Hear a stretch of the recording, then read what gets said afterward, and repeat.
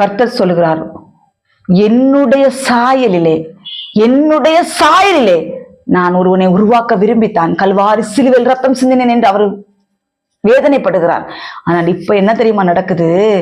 லூசிபரின் சாயல்ல வாலிபர்களை கொண்டு போக ஆரம்பிச்சிட்டாங்க. சாத்தானின் சாயலில வாலிபர்களை கொண்டு போக ஆரம்பிச்சுட்டாங்க. வாலிப பெண் பிள்ளைகளையும் வாலிப ஆண் பிள்ளைகளையும் லூசிபர் அவனுடைய கோட்டைக்குள்ளாக ஆயத்தப்படுத்தி கொண்டிருக்கிறான். எப்படி என்று சொல்லவா?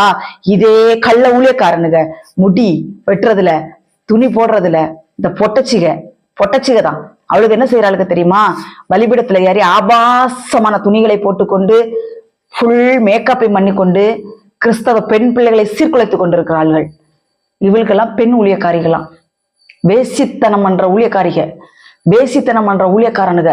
இவன் என்ன பண்றானுங்க அப்படின்னா, பலிபீடத்துல ஏறி நின்று கர்த்தருடைய நாமத்தை சொல்லி பொய் தீர்க்க தரிசனம், பொய்யான கர்த்தருடைய வார்த்தைகளை சொல்லி கர்த்தருடைய பிள்ளைகளை, தேவனுடைய ஜனங்களை வஞ்சிக்கிறார்கள்.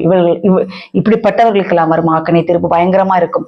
வாலிப பிள்ளைகளை எப்படி இது கண்ணி வைக்கிறான்னா, இந்த தலைமுடி வெட்டுறதுல ஒரு ஒழுக்கம், ஒரு கண்ணியம், ஒரு கட்டுப்பாடு வேண்டும். அந்த கட்டுப்பாடை இழக்க செய்கிறான்.